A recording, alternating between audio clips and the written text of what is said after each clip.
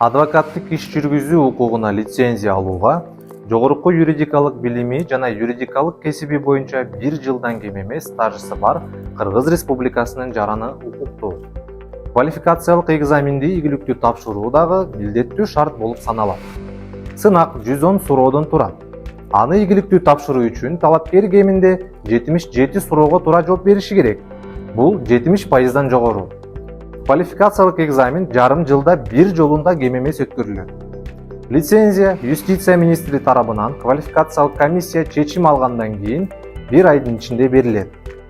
Атайын кылмыш жасагандыгы үчүн соттуулугу бар, акыл эси жөндөмсүз деп таанылган, психоневрологиялык жана наркологиялык мекемелерде каттоодо турган, 2 ирет лицензиясын ажыратылган, ошондой эле кызматтык тартип бузуулар үчүн мамлекеттик органдардан бошотулган жарандарга лицензия берилбейт.